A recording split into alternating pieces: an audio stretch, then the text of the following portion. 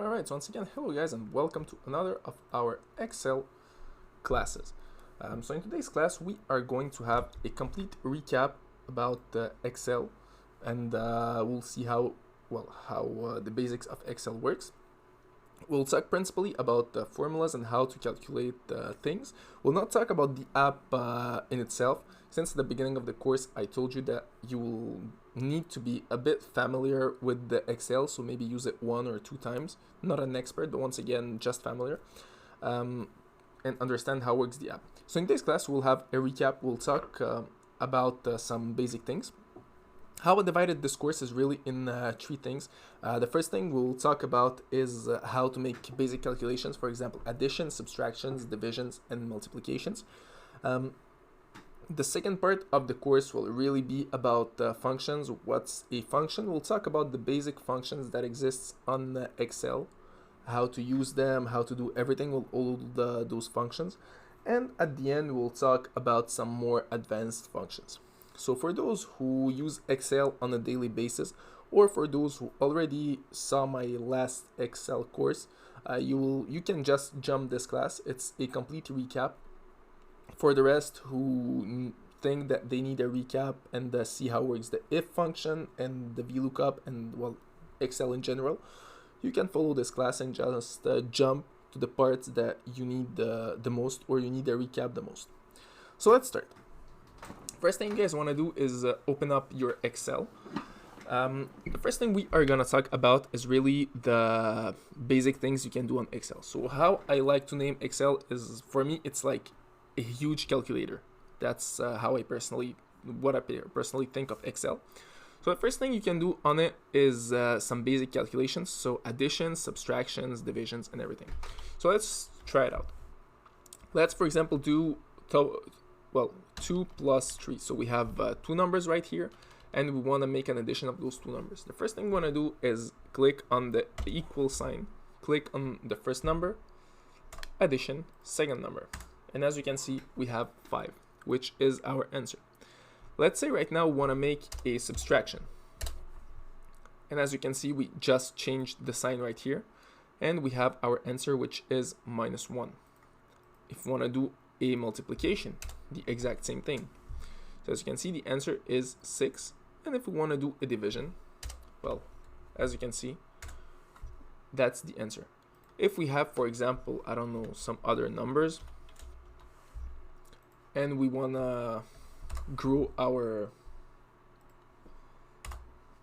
calculation. So what is cool about Excel is that it will make the calculation itself, but not only this, it will respect the priority of operations, which means, for example, it will make a multiplication before making an addition, which is the priority of operations. And no matter how big the calculation is, Excel will still be able to do it. So that's for the first part. Right now you know how to calculate, how to do some basic things on Excel, which are additioning, multiplying, dividing, and subtracting. All right, so right now what we will talk about is Excel functions. So once again, for those who are familiar with all this, you can jump to the next class. So the basic of functions, first of all, you will need to have, if you don't have my Excel, my version of Excel, I have the last one. Don't worry, we will not use all those functions right here. If you do, you can simply click on the formula and you will find out all the options of functions that exist. So as you can see, you have hundreds of different functions that exist. You have even for statistics options and for engineering, which is really, really cool. For the rest who can't find this tab right here, it's not that hard. The functions that we will use, they don't require this tab. So you'll see you will be able to follow the course. So the first function we want to talk about is the average. So what's, first of all, what's a function? Basically, a formula is when you calculate something. So let's say you want to calculate the average of those numbers. So how you will calculate the average of all those numbers? By using the formula of the average, which in this case will be making an addition of those variables.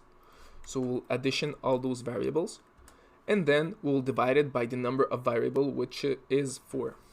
So we select all our variables and we'll divide it by 4. So this is the average. Right now, with Excel, you are able to calculate the average way faster just by using a function. And we will use, in this case, the function of average. So we click on equal and simply write down average. So just write down AV and you will be able to select it. It's the second one. When it's done, simply select the 4 numbers right here and click on enter. And as you can see, you have your average right there. So it's very, very simple. And that's only for 4 numbers. But let's say you have hundreds of numbers. Let's try it out. So what we'll do right now is you will write down the function random. So simply write down rand between. What this function will do is it will simply generate a random number between, let's say, 1 and 200. So between 2 numbers, it will generate a number between the first number right here and the second number right there. So we have a random number generated. What we'll do right now, we'll take the cell, we'll drag it like this. Select all those cells and drag them down right there.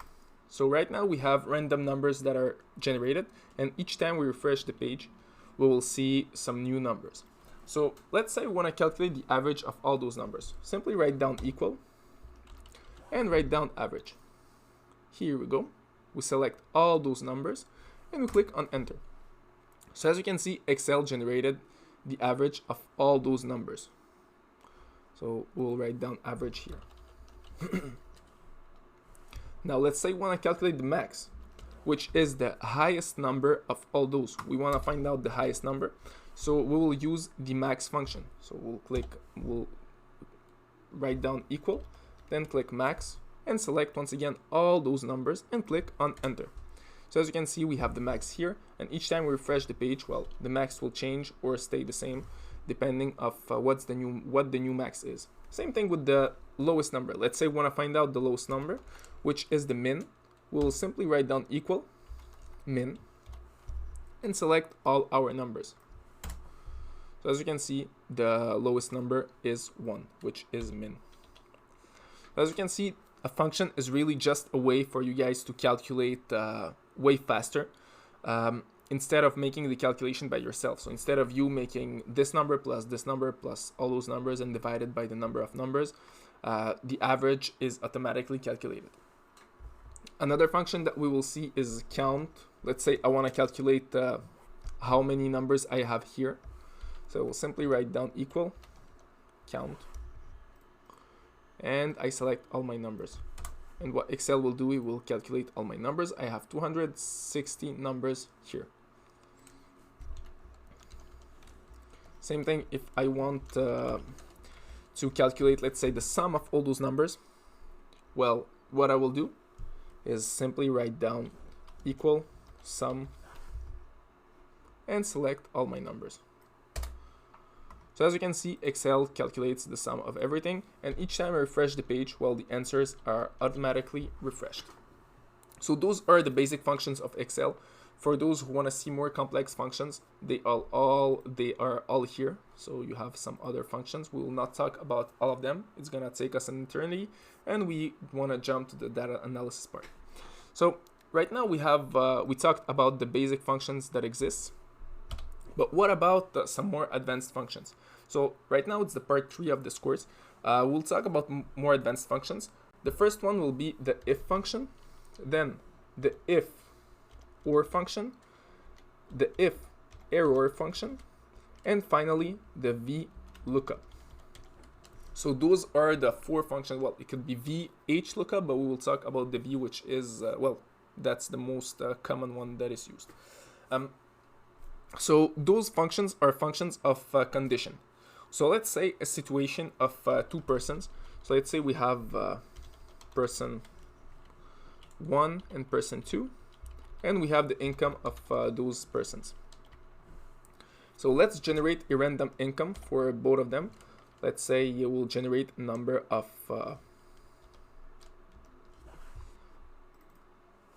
let's say the income will be between 1,000 and let's say 25,000. Same thing for the second person. So we have two incomes that are generated. So right now what we will do, we want to verify if the income of person 1 is greater than the income of person 2, we will write down yes. But in the other case, we will write down no. So let's write it down. So for this, we'll write down the if function. So the first part of the if function is our logical test, which is the test that we want Excel to do for us. So logical test will be if this number is greater than this number, we want, so when it's done, you write down a comma, we want to generate yes. So to write a text, you have to write down those little things here. We want to write down yes. In the other case, we want to write down no. So here we go. As you can see, it's no because the income of the person number 2 is greater than the income of person number 1. And each time we refresh, well, the answer will change or stay the same.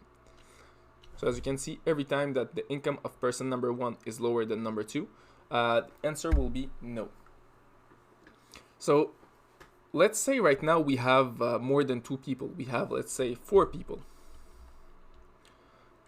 And instead of calculating instead of doing just one condition, we want to have a lot of conditions. We want to verify if the income of person 1 is greater than person number 2 or person number 3 or person number 4.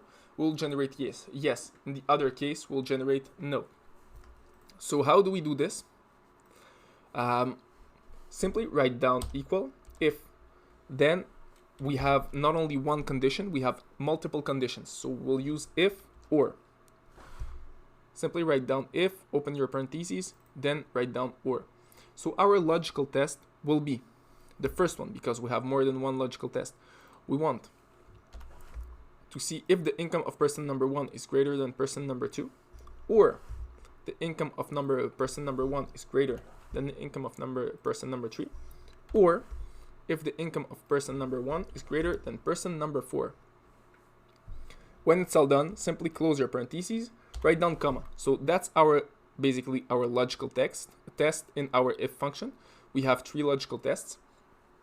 So the value if true, if one of those things is respected, well, we want Excel generate us yes. If none of those conditions is respected, we want Excel to generate no. So as you can see, the income of person number 1 is greater than the income of person number 2. All right. Once again, the income of person number 1 is not greater than the income of person number 2, but the income of number 1 is greater than the person number 3. So once again, Excel will do the test for us. Last thing, if error. So let's say, for example, an error appears. So let me just give you an example. So let's say you want to multiply 5 by a letter. So Excel will generate you an error right here. Let's say you want you don't want Excel to generate an error. So what exactly you will write? You will write down if error. It will be the second one here. So if an error is generated in this calculation, let's say we want Excel to write down error. And you simply click on enter. So if there is no errors, Excel will make the calculation. But if we have an error, well, Excel will write down error because we decided this. We can write down even bigger text, which will be, for example, this is an error. So that's it for the if functions. If you guys need to practice more, you can rewatch this part of the course. I tried to explain it my best. Once again, it's really a question of practice for the if functions. It's complicated, but the more you practice it, the more you'll see it's going to become easy. You will need it for the rest of the course also. It's very important for you to understand. The last thing we're going to see here is the vlookup. So it's the function right here.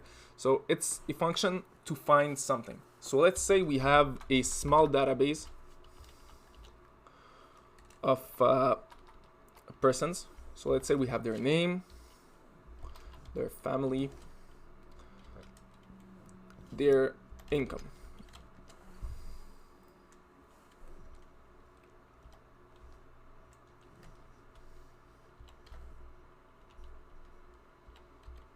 So simply write down a basic database.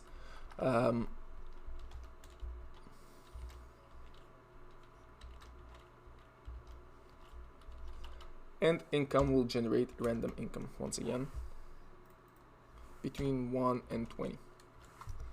All right, amazing.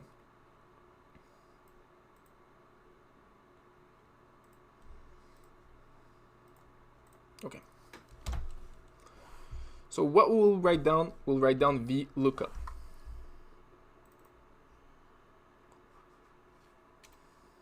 Instead of 1 to 20, we'll write down 5 to 25. It's going to write down something bigger. It will be more interesting. All right. So when it's all done, simply write down equal here. So vlookup. What is a vlookup function? So this function is really for you guys to look for something. Let's say I want to look in this table right here for the number 4. So I will write down, I want to look for the number 4, which we'll write down here. When we find out the number that is written here, where we want to look for it. So we want to look for it in this table right there. And what column we want to generate. So the first column, the second, the third, the fourth. So we want Excel to generate the third column. Let's say, for example, we want to look for it family name. So it's an error. All right.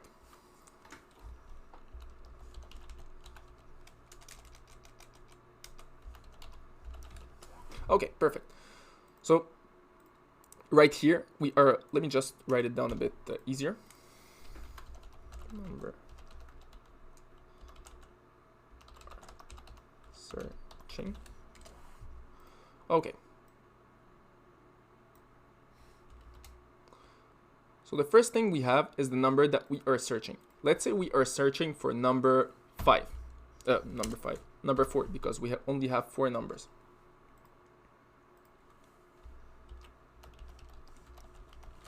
And we want to find the family name of the person number 4. How we'll do this? So we'll write down equal vlookup. We have our function here. So we are looking for this number, then comma, in this database. So we select the whole database, and we want Excel to find, to generate which row. So for example, Excel find a number 4. We want Excel to generate the row number 3, so which is FA4. And as you can see, the family name of the person number 4 is FA4. If I change his family name to 2, well, it's gonna automatically find the family name of the person number 2. So let me explain one more time for those who didn't really understand. VLOOKUP is really divided in 3 parts. So we have our function. The first thing we will need in this function is the number that we are looking for. So in this case, we are looking for this cell. All right. So where exactly we are looking for this cell? We are looking for this cell in this database right here. Okay. So we select, the second thing we do is select the database. All right. So when we select the database, Excel find out the cell. What exactly you want Excel to generate as an answer? So I want Excel to generate the third column.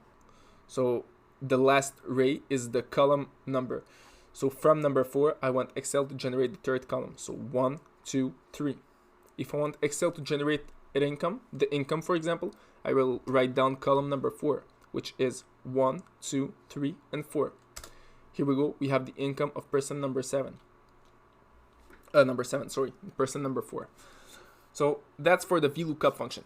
So that's it for this course, guys. Right now, you know, you had a complete recap of Excel. You know absolutely everything that you need to know to be able to complete this course. You have all the basics and all the basics. In the next course, we are gonna talk a bit about the condition formatting, and it's very important to understand the if functions to be able to make the condition formatting part. So that's it for this course, and see you in our next class.